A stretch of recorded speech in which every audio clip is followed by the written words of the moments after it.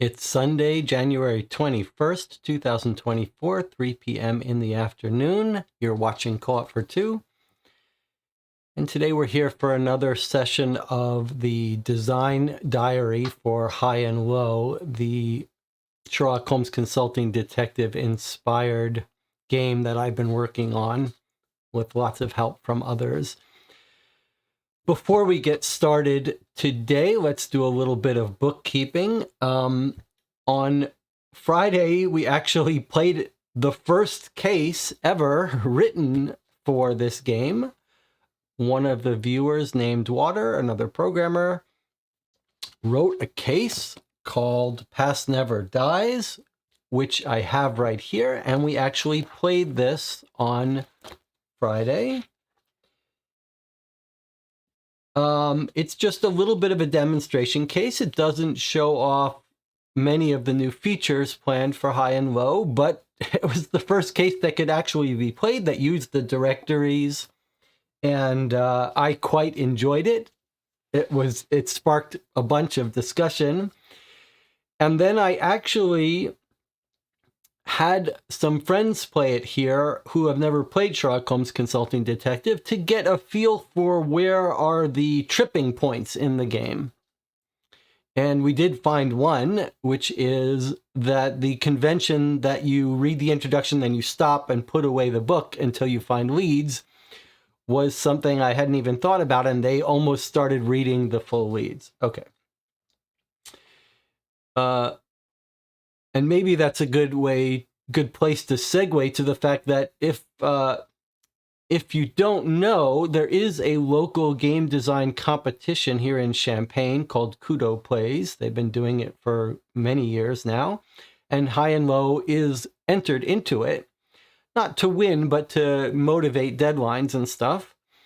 And so having one or two demo cases that can be played is important, and be played in a short amount of time, because the playtesters probably don't want to play this game at all. And if they do convince themselves to play it, it has to be something short. So a nice short demo case is important. And I met with them yesterday just to do a little check-in, and we're on track. February 11th is the deadline for that, so we could submit this now. We're in good shape. I see that Adam is in the chat. Adam is the person responsible for this amazing box cover art.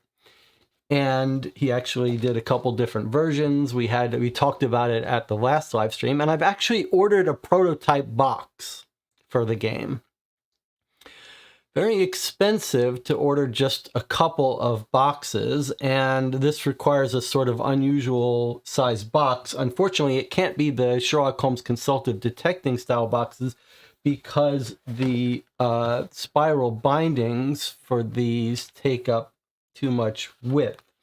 But I did order a couple of boxes using a little quick and dirty mock-up from Adam of the box, and we'll see what those look like when I get them. I'll show them off, and then we'll worry about a proper full box later. What else by the way of bookkeeping? You can see I've got my little Mad Goat coffee here. If you're local to Champaign or the area, I'm a huge fan of Mad Goat coffee. They're actually not in Champaign, they're in Danville, but I don't love the Champagne roasters, but these I do love. And this is a brand new coffee they have, an Ethiopian Whoosh Whoosh it's called. And if you're not in the coffee rabbit hole, you got to have some spare time and a high tolerance for pretentious people.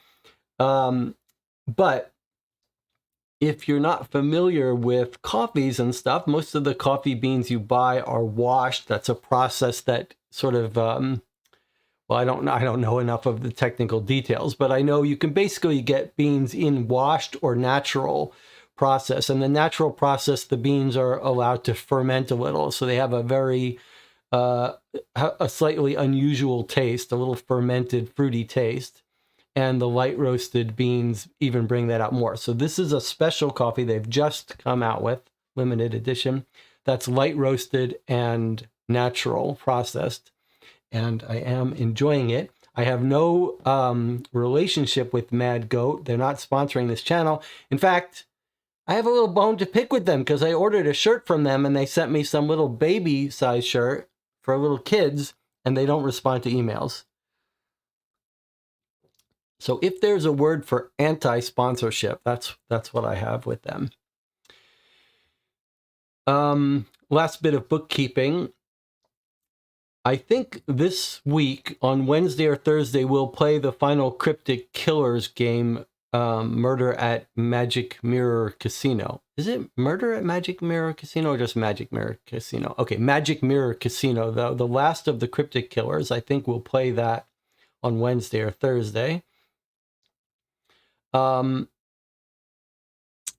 Okay, so let's talk about what we're going to do today. I've got some slides. I thought I would focus today's discussion on talking about the software that I've been writing and tools and other software that I use for High&Low, including a new tool that I've been working on recently. And I've probably got an hour or so of slides to talk through, but I am happy to diverge from that and answer questions and talk about anything people want to talk about, as long as it's not stuff that we've covered in detail on previous live streams. So let's just check in with the chat if there's anything else anyone wants to talk about before we get started. YouTube says 17 concurrent viewers, 2 likes. Seems like we could get a couple more likes on that. Boy, if you're looking for a hobby, watching the YouTube coffee videos is, if you're one of these people who hate watch stuff like I do, and hate watch isn't the right term, it's more like cringe watch. Boy, that is a ripe area for you. If you like cringe watching and hate watching stuff, the coffee videos, you can mine those coffee videos indefinitely. They are really, I don't know the right word. It's not like, it's kind of like grifting. They're just all about marketing their brands, when they talk about their coffee and they're talking about these $1,000 coffee grinders, pretending they can taste the difference between when the burrs are put on counterclockwise. It's so ridiculous.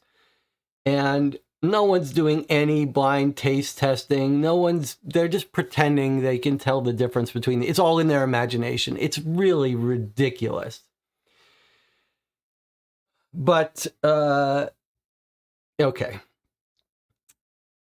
So, since I don't have any other questions or stuff, I'm just going to get started here. Remember, feel free to interrupt me. I've got my tablet here so I can bring up questions. Just ask your question. Don't wait for me to respond, or ask if you have any questions, and then periodically I'll check in with the chat and I'll see that there are questions left to be answered. Okay, so here we go. Where's my slides here? Okay. Game design. Oh, Rocky Helton says, I love my AeroPress. I'm a big fan of AeroPress. AeroPress has got lots of things going for it, and it's sort of a no-nonsense way to make coffee, and it's portable. AeroPress is the way to go. Rocky is doing it right. I mean, I have an espresso machine. I like my espresso, but AeroPress is a good way to make coffee. Okay. Okay, here we go. So as an overview, I'm going to talk a little bit about the creation of the maps and the tools used for that, and philosophy. Then a bit on the directories, and then on the newest tool that I've been working on, this storybook parser. I see now that I've been working on High&Low for 7 months at this point, so quite a bit of time. And there were some periods where I was really ready to throw up my hands. Not fun working on some of this maps and directory stuff. And the idea that I'm spending 6 months creating a simulated phone book is embarrassing. But we're just getting to the point where I can start working on fun stuff. All right, so this is inspired by Sherlock Holmes Consulting Detective and the spin-offs for that game. Just as going to do this sort of historically, Sherlock Holmes Consulting Detective, which came out in the 80s, has about 500 locations on its map. It's got one big map of 5 neighborhoods, about 100 in each neighborhood. And then there's a directory, a combined directory that has about 3,200 people and places, I believe. High&Low was originally going to be all of New York City. Became clear that was impossible to do. We may do some expansions with the other boroughs, Brooklyn and Queens and the Bronx. But it mostly focuses on Manhattan now. Still, even just Manhattan, High&Low is about 6 times the size of Sherlock Holmes Consulting Detective. 3,500 map locations, 20,000 people and places.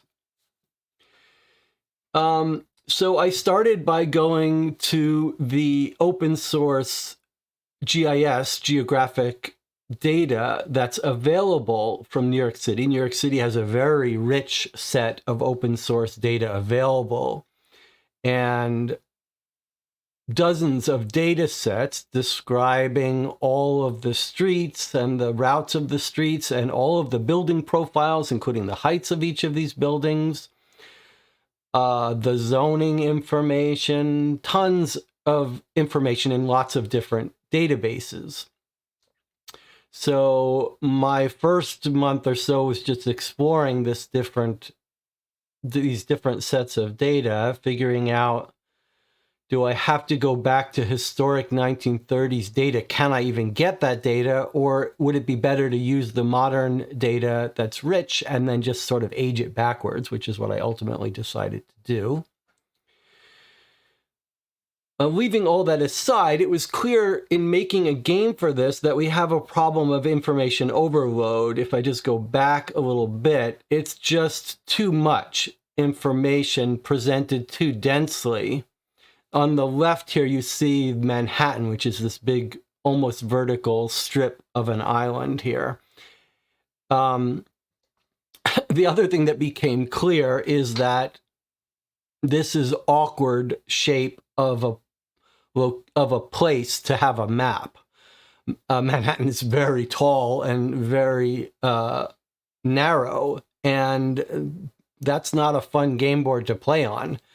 If you imagine your table having a 4-foot tall game board that's a foot wide and a 4-foot tall, does not seem right. You could turn it horizontally, but everything feels wrong then.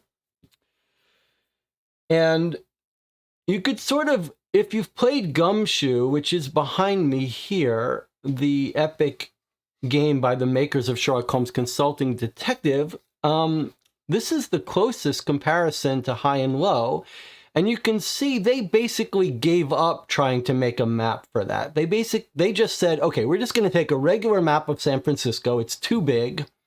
And we're not going to worry about putting any locations that you can visit on that map. We're not going to worry about making it so you could actually use it for gameplay. It's just a free map that gives you some theme. And I didn't want to do that. So what was the solution? I came up with what I thought was which probably is the big idea of this game in terms of making it manageable, which is to use the concept of a neighborhood as our sort of fundamental building block.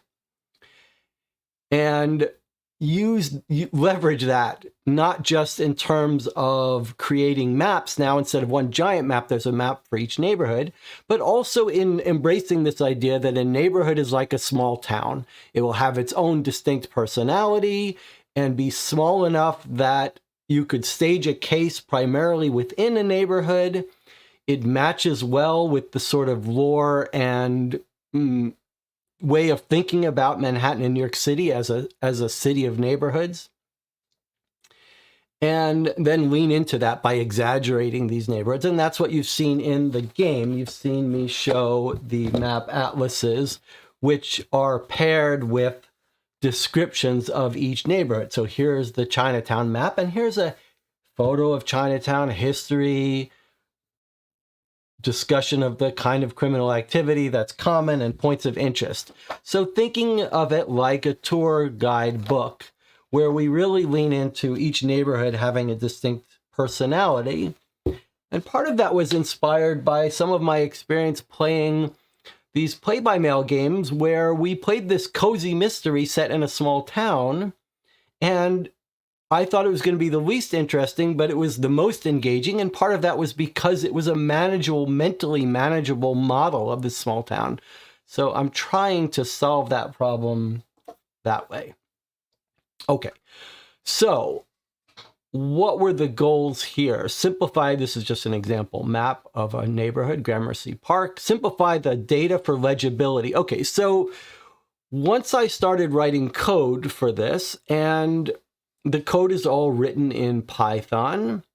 It's using a library called GeoPandas. Pandas is a very well-known data processing numerical library for working with data, and GeoPandas is the spin-off for handling GIS data.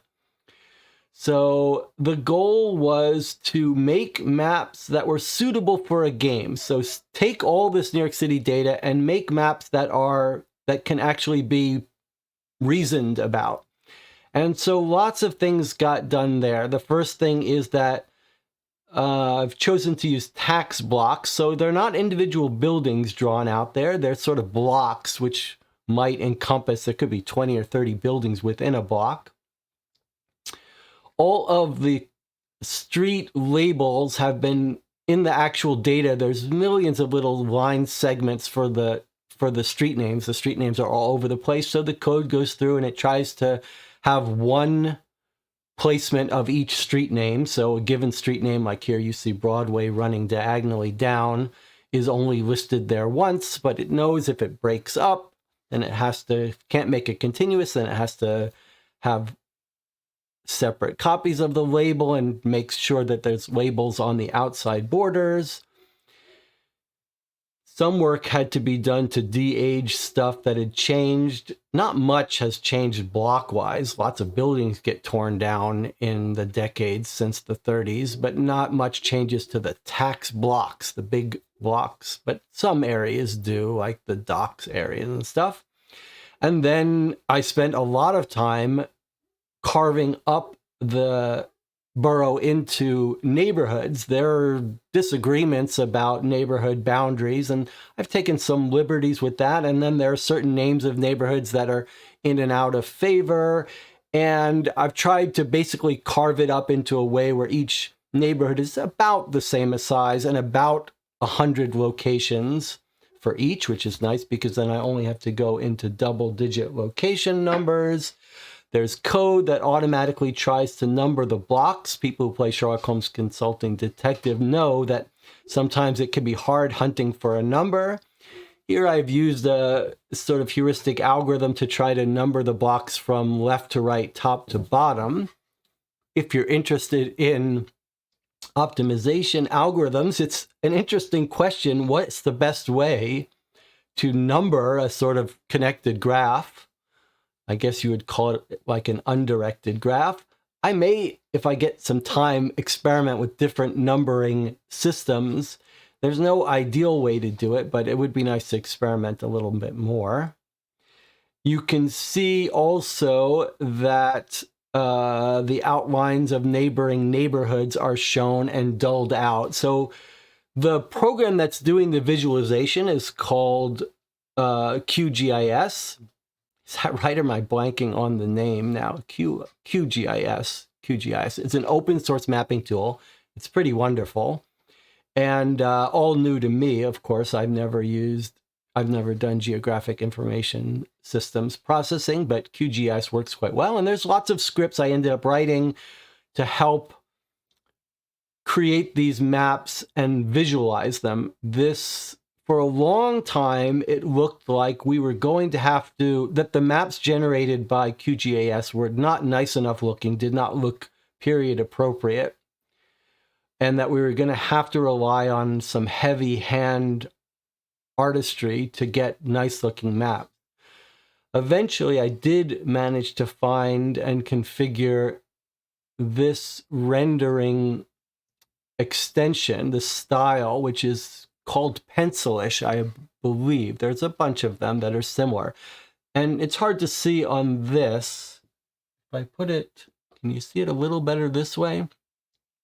But it makes it look more like a drawing, and it's good enough that we can use it for the majority of the maps as is, which is nice because my whole, I can see I wrote down QGIS here.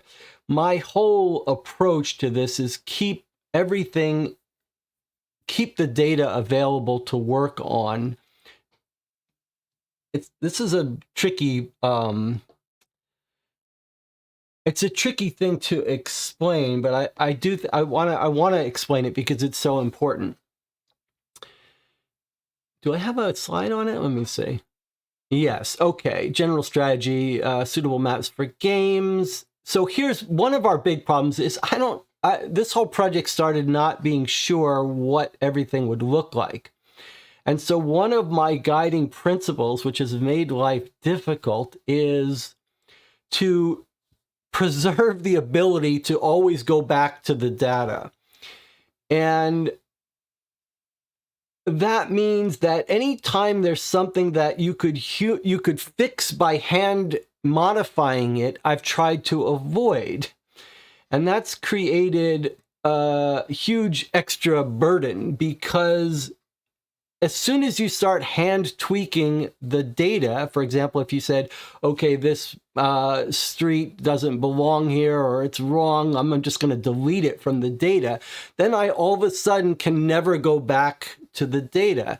And I've had to go back many times during this project when we changed the boundaries of the neighborhoods. All that kind of stuff meant that it was important everything get written in code to generate the next step. So I don't know if I've explained it well, but basically there's a huge amount of code that's sort of creating this pipeline of going from the data to carving it out, cropping it to just Manhattan, and then extracting the neighborhoods and then labeling the different blocks as to what neighborhood they belong in, connecting the streets, doing it all in code. And sometimes there's certain parts of this code that take an hour or two to run. It's kind of unpleasant. Right now, there's about a megabyte of Python source code handling the maps and the directories. If you were going to do it from scratch now and you had some experience with QGIS and PandaGeos, you probably take you half that. But it's a lot of code and quite a bit of data. All right.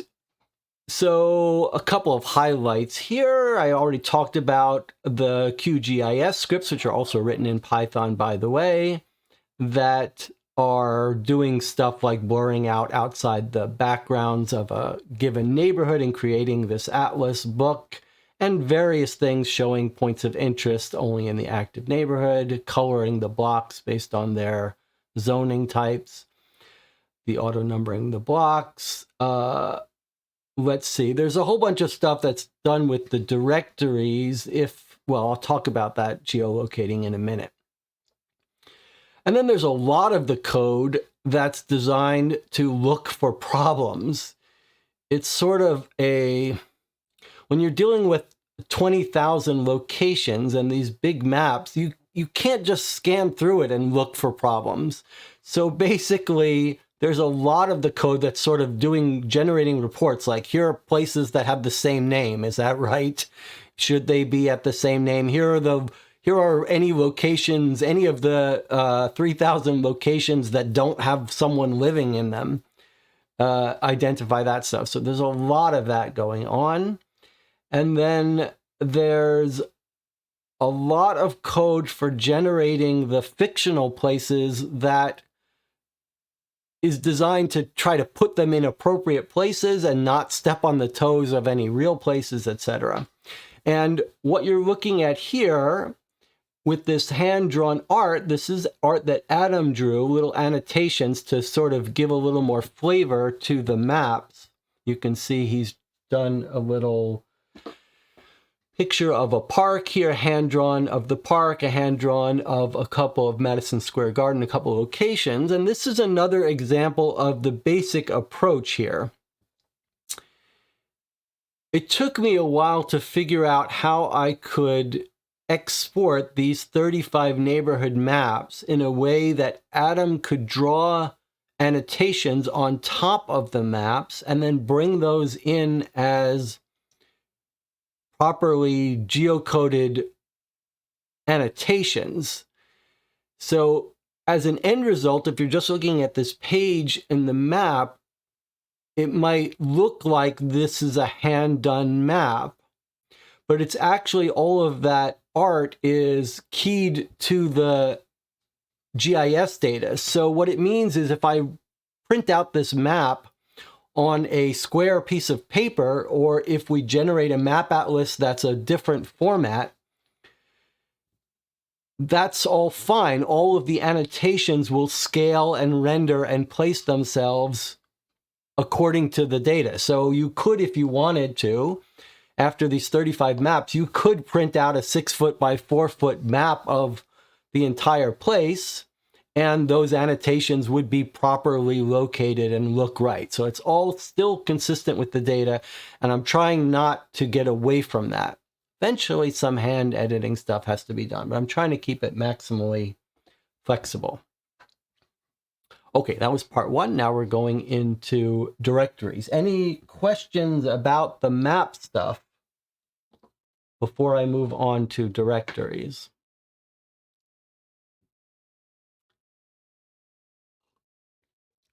Let me point something out. Matt says, "Hi all, sorry I'm late. I got sidetracked fiddling with my MAME emulator trying to get something to work."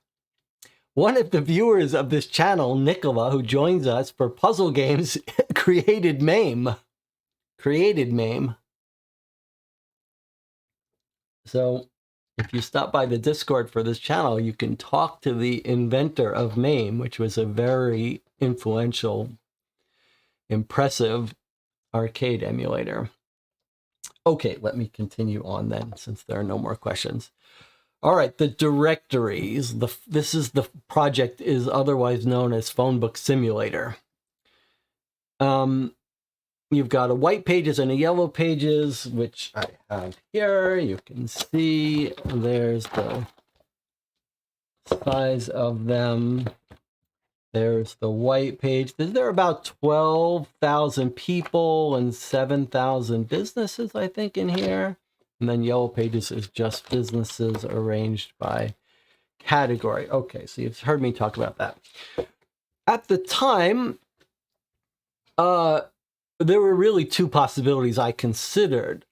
One of them, which was my original plan, was to actually OCR scan real phone books from the 30s. Real yellow pages, real white pages, and get real data about the names of people and businesses. And there's a little bit of that on the, there are some archives on the web of some scanned directories, but they're not quite at the right time period and they're not great quality. But really the big problem was that they're much too big. They're, hundreds of thousands of entries. But also, even if you could get them all in and just say, get rid of, 4/5 of it and just keep a random subset of 12,000, my conclusion was that that wouldn't give us enough control over the gamey aspects that we want to be able to have some control over. So no way to simplify and exaggerate things for the games, like making Little Italy mostly full of Italians. You'd get the reflection of the real life if you just took a distribution of the OCR'd addresses. But I think for game purposes, you want to be able to exaggerate some of that.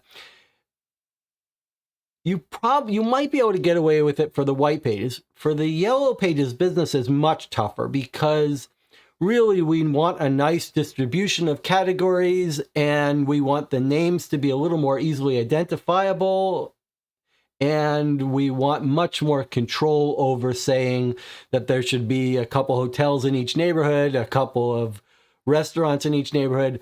All of that would be impossible to do, plus the fact that it's very hard to get all of that information from the yellow pages, get their proper categories. Yellow pages have their own way of breaking up categories that's not so clean, not so easy to bring into what we want control over. So instead, the decision I made was to generate fictional residents. And so first step was figuring out how the neighborhoods break down on demographics. That's done a little ad hoc, but they're in the data, in the configuration files that I've got for my code. I break down the density of the neighborhoods and what ethnic breakdown again, and everything is exaggerated as much as I can. So there's the more ghetto tenement built neighborhoods are packed with people, and then as you go into certain areas uptown, it's much less dense, and the ethnic breakdowns are all exaggerated. Collected a bunch of data of names, first names, last names, and by gender. There's a good website called Fake Name Data where you can get on most of these. Some of these I had to source from other open source databases. And then I'm trying to use some of the New York City data to control zoning. So you saw on the images of the maps, different color coding. Right now that's done based on zoning. So certain areas are zoned commercial and manufacturing and residential and mixed. Whether we stick with that in the end, I'm not sure, but I'm using zoning information for that.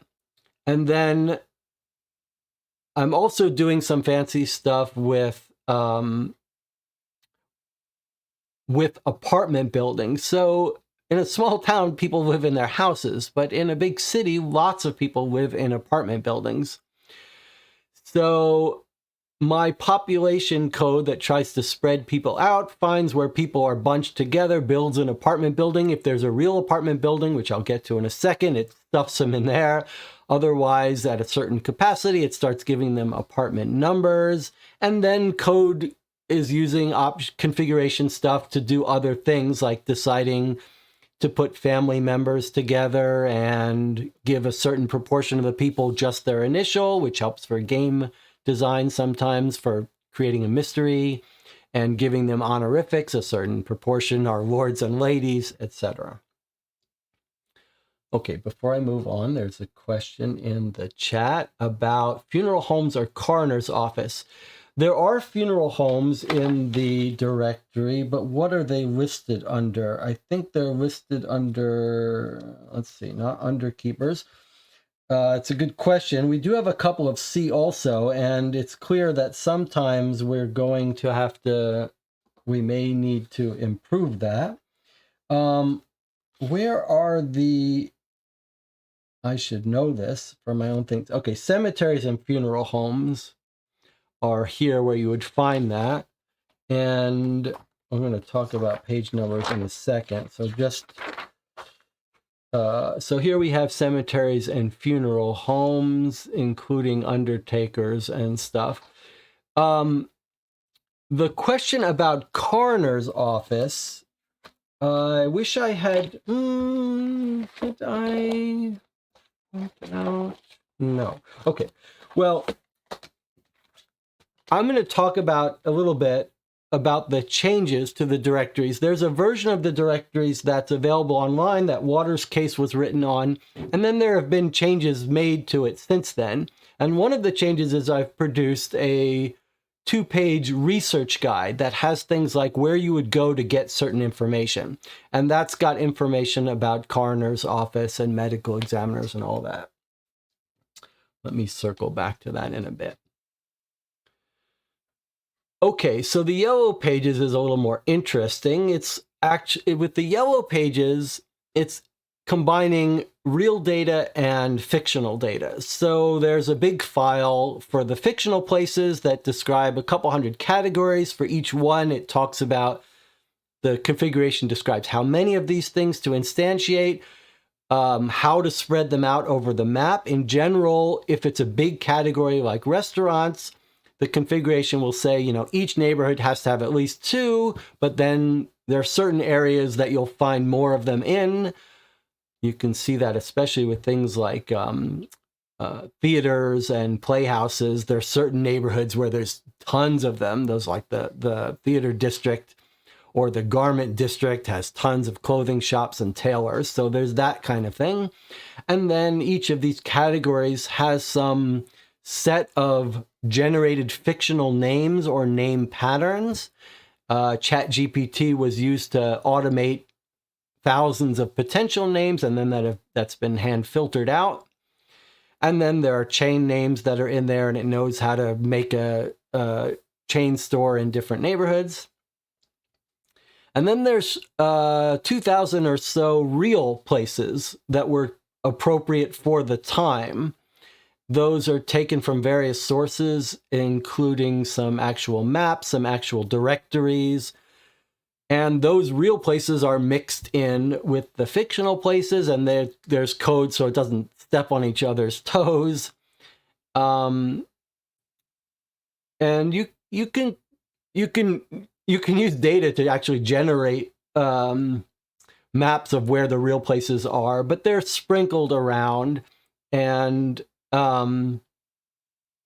there's also a couple other things that we use real data for. All the subway stops are real, all the parks and landmarks, all that stuff. The police precincts, as much as possible, were real. So I've tried to use real data as much as possible. That could always be improved. I'd like to, the more we could take real instead of fictional, the better. There are some benefits of using fictional created places, though, and one of them is this part you see here about my last bullet item under part 1. It's that when we populate these fictional places, I can often put the owner of the place nearby. So one of the ways that places are generated, one of the name patterns for places that are generated is it'll use someone's name, like Joe's Restaurant or Ambighelli's Fish Shop. And what it will do is when it creates one of those with a certain likelihood, it says the owner is going to live within a certain distribution. So 50% of the time, the owner will live a block or two away from the store. 80% of the time, it'll at least be in that neighborhood. This is, again, the neighborhood-centric place. Sometimes they live right next door or right above the store. So there's that kind of thing we can do with the fictional places. So there is a benefit of that. Having everything data-driven has some other advantages. It's probably a little hard to see this, but let me take off myself. You can see on the left, here's a plot of where it's populated fictional residents, the Italians. And you can see there are two neighborhoods where the Italians really dominate. One is Little Italy downtown. That's that highly dense purple area at the bottom of the map. And then there's what was called Italian Harlem, uptown. And again, this has been exaggerated, but this is not stuff that the players would have access to, but there's a whole set of directories and resource documents that the case authors can have access to. And the ethnic breakdown is one. On the right, you see a plot of all the hotels in Manhattan. And you can see that the code has made sure that there's a couple in every neighborhood, but then Times Square is packed with hotels. Those are real hotels in Times Square, but there are hundreds and hundreds of pages of the PDF directories with this information. So a case author could look through this electronically, you wouldn't print it out, and see where neighboring hotels are, stuff like that. And there's other directories that are built for case authors, like a per neighborhood directory. Again, stuff that a player wouldn't have access to, but someone writing a case could. And I've talked about leaning into the neighborhood idea. The place that's instantiating all of the businesses tries to make sure each neighborhood is kind of self-sufficient. So there's a couple of everything in each neighborhood, and makes sure each block has something. Now, one thing that was interesting in playing through the Waters case yesterday, and that I've noticed, is that I probably erred too much on the making it, well, let's put it this, let me rephrase it. In Sherlock Holmes Consulting Detective, you're often faced with the question of like, oh, someone was poisoned. Maybe the poisoner got the poison at a drugstore. So let me look up in the Yellow Pages. You might find 6 chemists, and you might say, okay, this one's nearby. Let me visit them. And one of my concerns with High&Low is that if there are 30 chemists in the directory, you don't want the player to visit all 30. You want them to be clever about figuring out which one to visit. And so my idea, again, was lean into this neighborhood idea. And so the guideline is that, you know, people will almost always use the business in their neighborhood or the neighborhood where they live or where they work.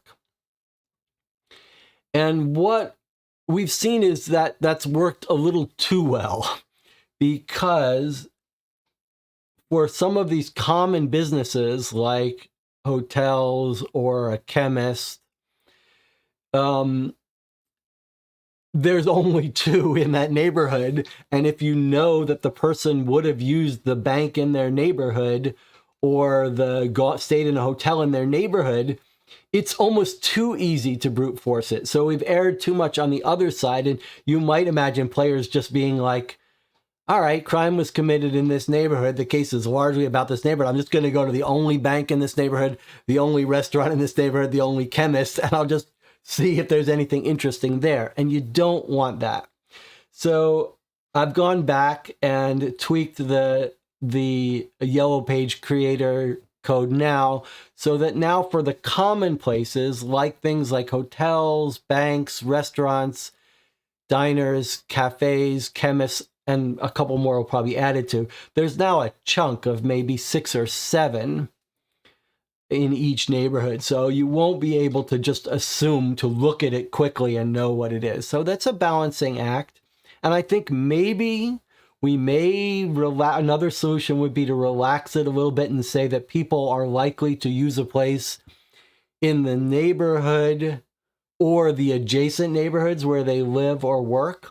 These are sort of conventions, but we have to balance. You want to have a clue. Like, You want to have a clue that if the person is at a French restaurant nearby, you want to have to look a little bit to find the French restaurant rather than just be like, okay, there's only one restaurant in the neighborhood. It's obviously where they went. So that's a little bit of experimentation.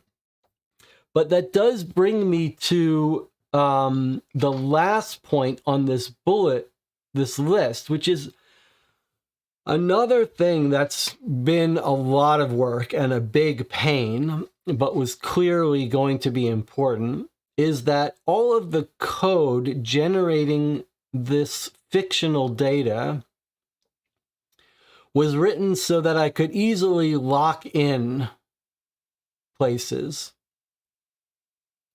So that if someone's writing a case now, and I want to completely remake the directories, I can very easily say, here's the list of people and places that were used in the cases that we know about that were written in the next year, let's say, before this becomes finalized. And then I can say, okay, lock those in and then create the fictional stuff around it. So a lot of the code deals with that. It says, if there are real hotels in this neighborhood, I don't have to generate fictional ones.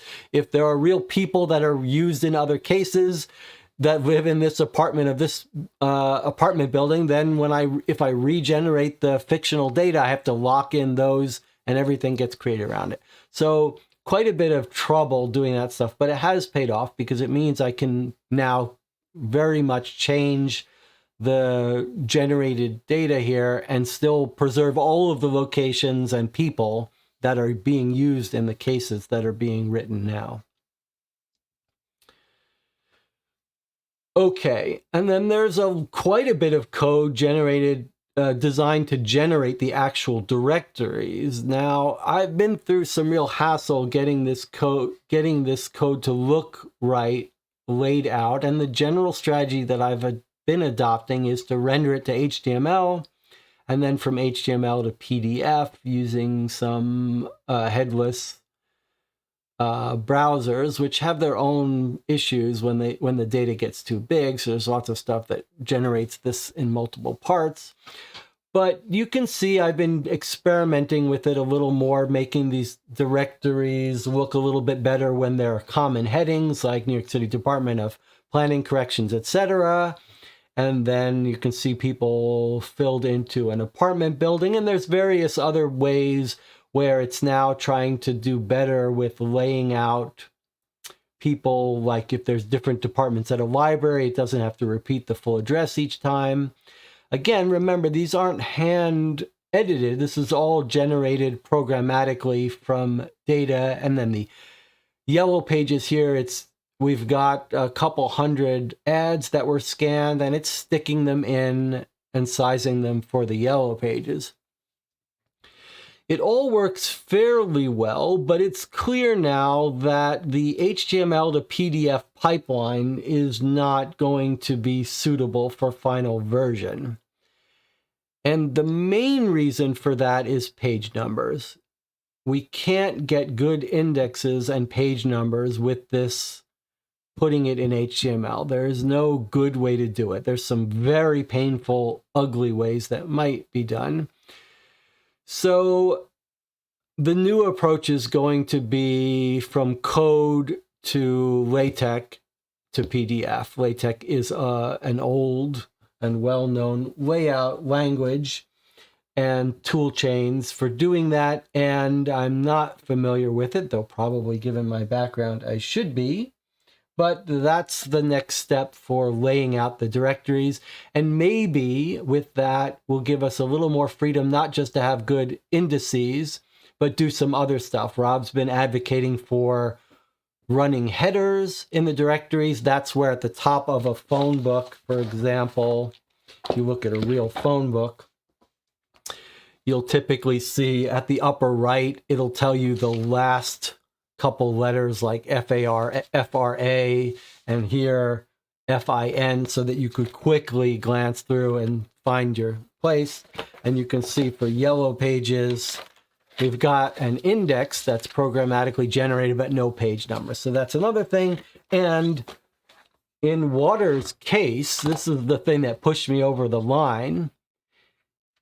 he created this case, and he did something that you have not seen in Sherlock Holmes Consulting Detective. He actually has an index for leads and what page number they're on. And then in some of these leads where it says jump to this, it tells you what page to jump to. And it's clear that this is a huge win in terms of reducing frustration, because normally you'd have to look up 044 and you'd have to find it. It just takes some extra steps. And so LaTeX is the way to go. So that's one of the things I'm starting to work on right now. And there may be other benefits. For example, it was pointed out that that on Friday, when I played Waters' case, for example, I was looking up hotels, and I got to hotels, and I got to here, and I thought, okay, and my instinct was, okay, hotels are done. Now, what happened was hotels are not done. They continue, but the layout of these yellow page ads decided it wouldn't fit here, and so it broke. Now, in real layout, and if you want to know how they really laid out phone books back in the day, it was incredible. Why am I blanking on the name of the machine that was so common? The typesetting, linotype. If you want a little piece of history, go to YouTube and search for linotype machines. Linotype machines were the machines, the modern typesetting machines they used in newspapers and in making phone books. And basically, it's like a big, giant typewriter, you know, that's this 5 foot by 5 foot by 10 foot that an operator would sit at. And they type on the typewriter, and as they type, they cause metal type blocks to fall down and get strung out into a line, which then dips down into molten lead that's by their feet, presses out through the mold, and creates a one-time temporary metal slug of type that gets brought over and put through a press to generate the print, and then gets recycled back in the metal pot of molten lead. It's an incredible, bizarro concept as a modern person to wrap your head around. But what led me to this is in the real yellow pages, if you look, what you'll see is when they got these blank spaces, they filled them in with generic ads for like the Yellow Page company. Rob says there's a great documentary about the linotype on YouTube called Linotype the Film. I highly recommend it. It's one of these things like when you see that occasionally you'll see a YouTube video of like showing teenagers rotary phones and watching them not know how to use it. Go watch the video of linotype. You almost can't wrap your head around the concept of how much work was involved producing newspapers. Anyway, I hope that with LaTeX we can programmatically do a better job of laying out some of this stuff. Okay, how are we doing on time? 50 minutes. I think we're okay. This is the last part of this presentation, just a couple of slides talking about the latest tool I've been working on, which has been a huge pleasure. The directory and the map stuff has been quite painful. And the reason why it's painful is because some of these functions take half hour, 45 minutes to run. So like I'll make a change, I'll run it, 45 minutes later I get an error. And finding problems in big directories is very difficult. So it's kind of painful. And part of that is because some of my code using GeoPandas is not efficient, and probably a better person more familiar with that library would do a better job of it. But part of it is just the nature of having, 50,000 buildings and trying to evenly distribute people. It's just a mess.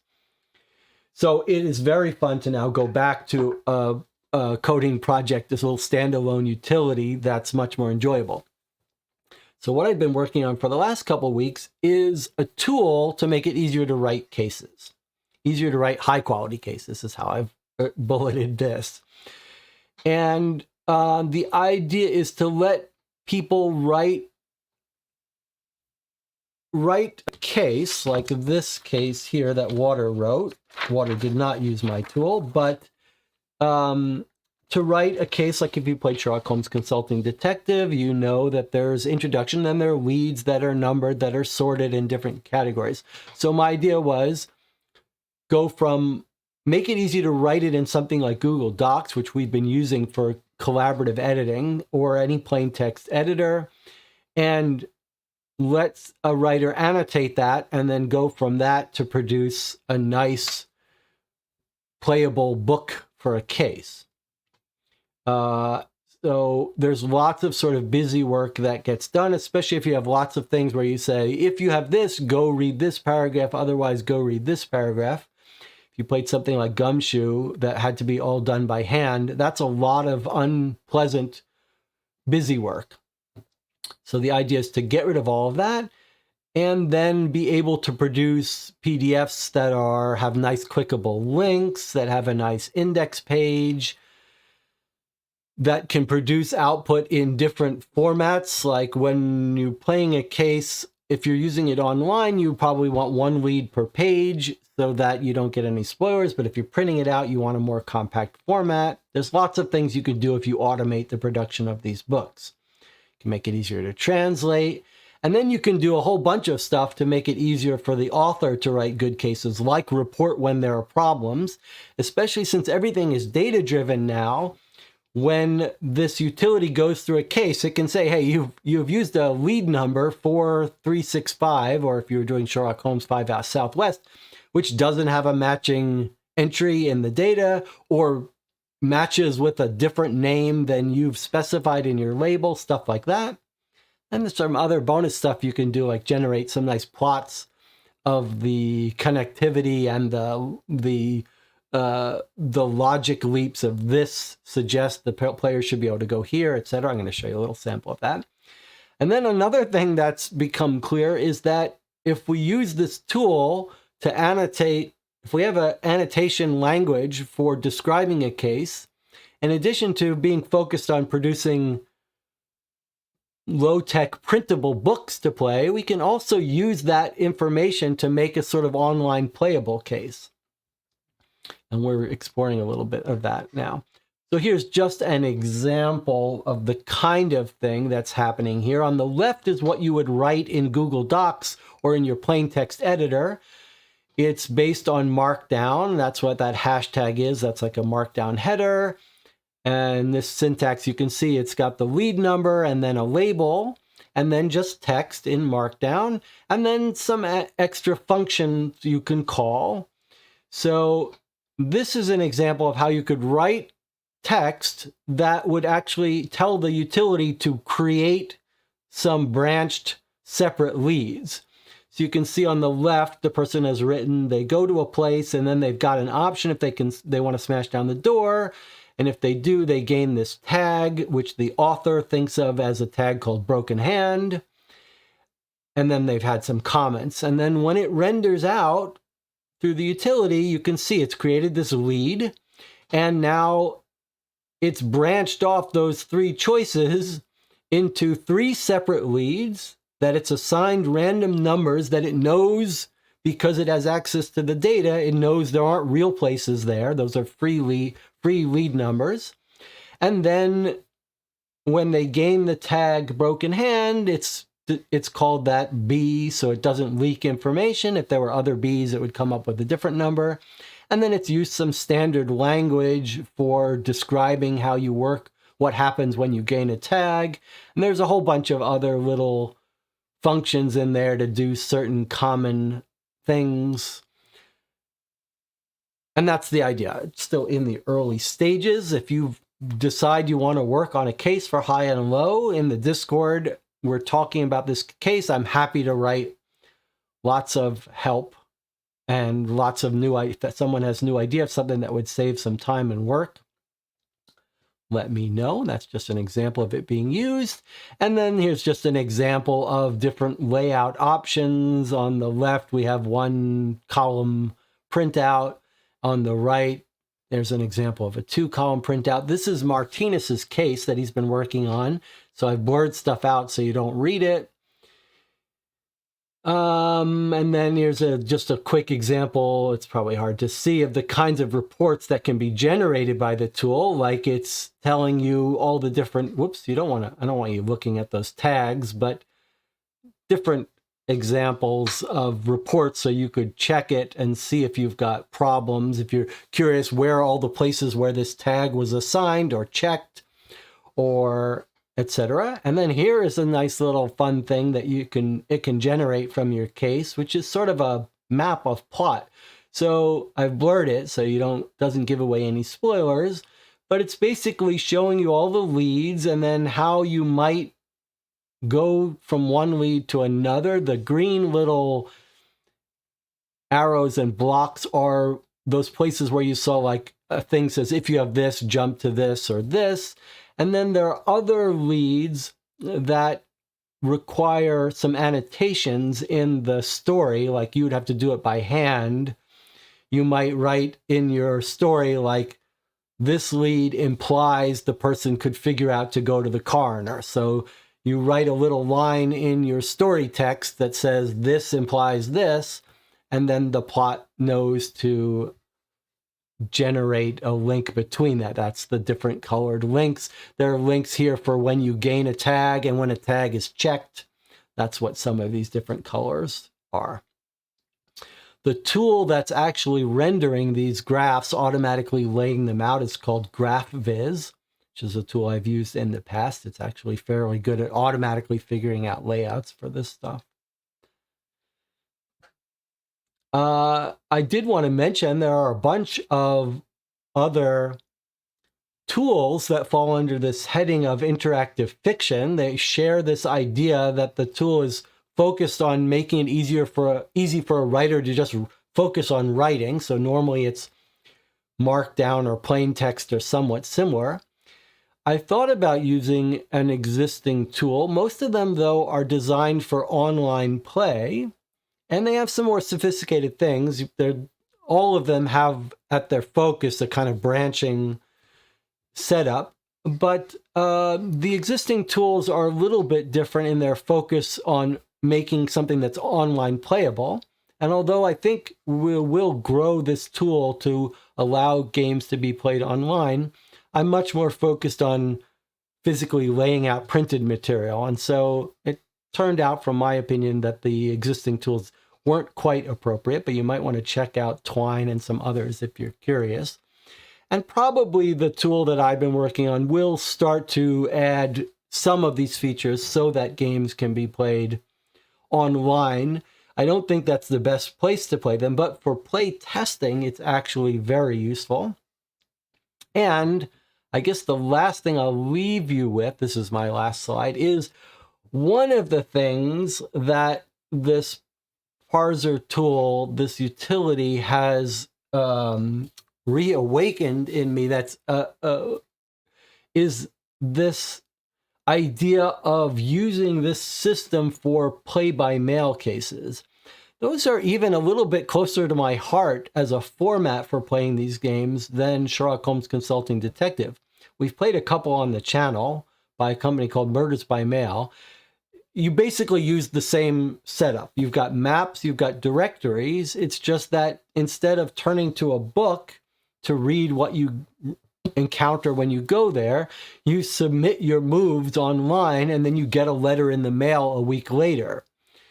And it's just a different feel of the game. It's much more prolonged game, and the encounters tend to be much longer. And if you've looked at my earlier developer diary on writing my first case, I've got page-long interactions. So I'm very excited about the idea of using that and evolving it to a system where you could write a case that a backend was generating replies to be played, to be sent through the mail or be sent as delayed. So I think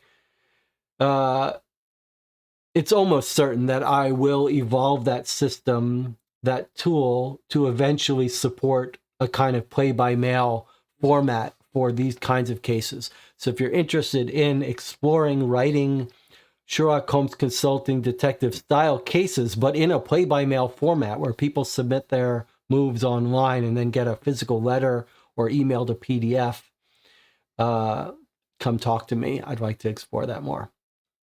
All right, well, that's it. An hour and 2 minutes, not bad. Looks like I know what I'm doing occasionally. Any questions? Anything you guys want to talk about before we wrap this up?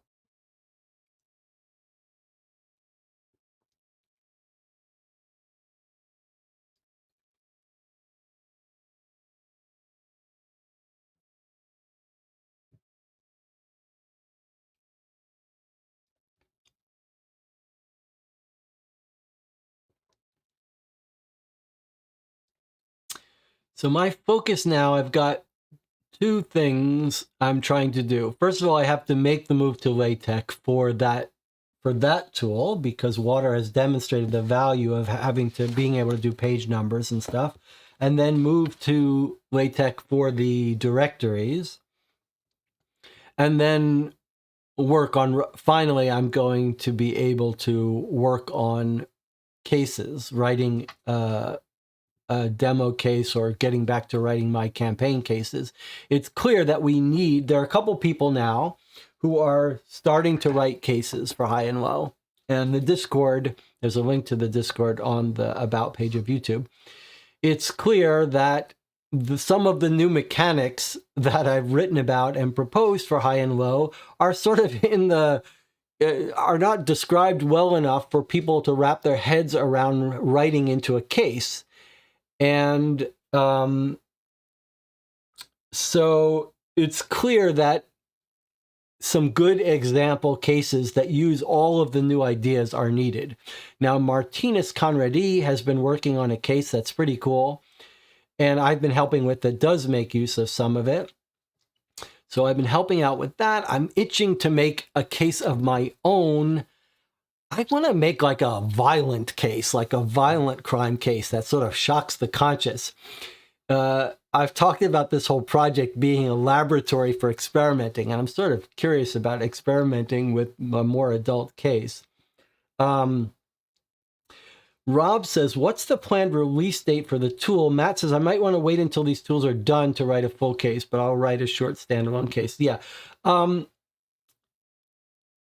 Probably in a couple weeks, all of the software I've talked about will be open source. I think I've already open sourced an older version of the GIS data processing stuff, but I will put all of that up.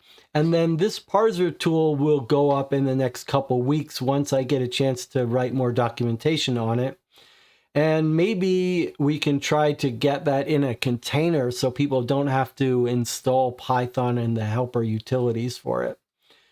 But you will be able to use the generator tool to download it and use it yourself soon. And I'm happy to talk about, anytime anyone wants some advice or to talk about how to do it on the Discord. Matt says, can't code or read code. Well, I understand it. Yeah, it's not, you don't need to know how to code to write this. But the one thing that is needed is more sample cases. The problem is that I've been working with Martinez to make his case formatted for this tool, and he uses some of the advanced stuff, but I can't share it because I don't want to spoil that case. So I need to write a demonstration case that shows off the features of High&Low and shows off how to do all that, write all that in the syntax of this parser. And I think once that's done, everyone will have an easier job writing cases, because they'll be able to say, okay, here's this case, here's how it looks on paper, here's how it works. Now let me see how it looks in the syntax and base it on there. So I think once a reasonably good demonstration case can be provided, it doesn't have to be a good mystery, just have to show off the features. Matt says, when you say a demo case, do you mean a standalone or full campaign with multiple days? Well, I think ideally it would be a multiple day case, but short and simple, that just uses all of the features. So a multiple day case is important to demo because it's a new concept that people don't know how to write cases for it. So I do think it's important to have like a 2-day case with the proper end of day briefing questions and a proper epilogues and evidence and all of the features in as short a form as possible. But it has to be multiple day, I think. Otherwise, that's one of the key things that people don't know how to write. Of course, you can write case any way you want, but people obviously want to see an example of it so they understand what the idea is.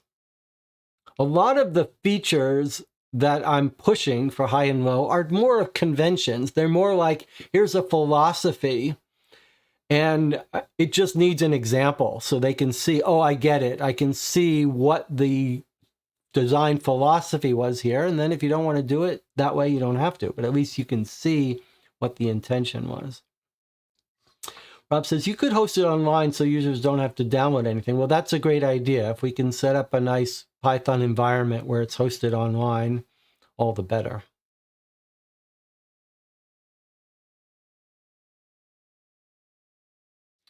I've talked about, only since we're here just talking, I have talked about how I don't see any commercial viability for this game, just mainly because the expense of producing these huge stack of documents, and they have to be spiral bound. They're too big not to be. Seems impractical, which is completely fine with me. This does not have to be a commercial enterprise.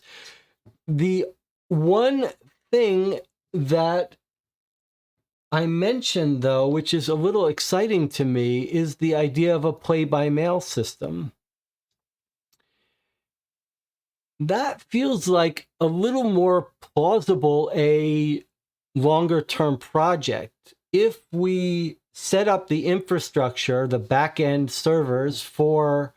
There are so few play-by-mail games. Murders by Mail is the only company doing it, really, that I know of, doing it the kind of way I want. And we played through those 3 games and loved them, or loved one of them and liked the others. And I really like that system. So I'm actually very intrigued by the possibility of saying, okay, here's the set of these documents that maybe you would buy with the expectation that you could play through many play-by-mail cases. A big campaign, or different authors write different ones, and the idea that you would have this experience, this more deluxe play-by-mail experience that you would play through multiple cases written for it, is a little more intriguing and a little more seems like might be something worth someone subscribing to. So maybe. Of course, that could be done without some paying for it either. If you didn't have to actually send the mail, if they just got emailed a PDF, that would be fine. But it might be enough of a deluxe experience that it would start to justify the cost, right? Like you would sign up for a year's worth of cases, and you get these, and the rest of them you play by mail. Anyway, just an idea. Debbie says, the problem with play-by-mail, it's essentially a job. You'd have to monitor and maintain it constantly. It's true. It's true. It's true. The murders by mail people have basically said that as well, that it's hard for them to keep up with the work involved in sending out mail every day.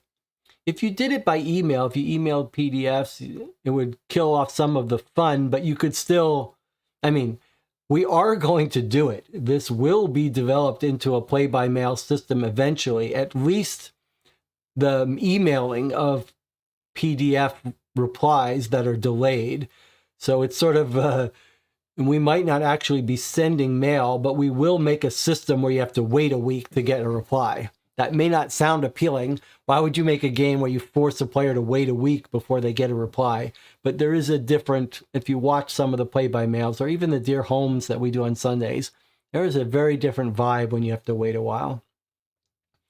Debbie says you have to consider paying the people working on volunteering to work on odd cases very different from having to do it on a regular basis. Yeah, absolutely. That would be, if if any money comes in this project, it'll go right out to the project or the people working on it. If you did try to do a commercial venture, you'd have to pay people working on it and writing the cases, whatever. I'm not interested in business or running any of that. But you could imagine a case where someone might come and say, hey, we'll do that part of it. And we'll pay the writers and we'll handle, like maybe the Murders by Mail could say, oh, we could use that system for that. And we're set up to do the mailings, so you don't have to. Or you could use a service that takes a PDF and creates a letter out of it, so you don't have to do that work. Adam says, PDF for players wanting to print out just for making case notes might be a preference over color for some. Adam says, block zone colors should be very clearly distinguishable in grayscale as well. That's an interesting point. Well, again, one of the really nice things about having everything programmatically generated, this is exactly that point. Adam is saying it would be nice if you had a version of the maps that were colorblind friendly, or for people making black and white, etc. This is a perfect example of why it was so important to me that we keep everything in data form, because I can now go regenerate this map atlas here, but instead of colors, use different hash marks to distinguish instead of colors. So in 15 minutes, I can generate a whole new book that is in black and white and uses different patterns. And that's the kind of thing that why all that work went in to keep this in data form rather than move to hand customized version of it where you can't go backwards. Anything else?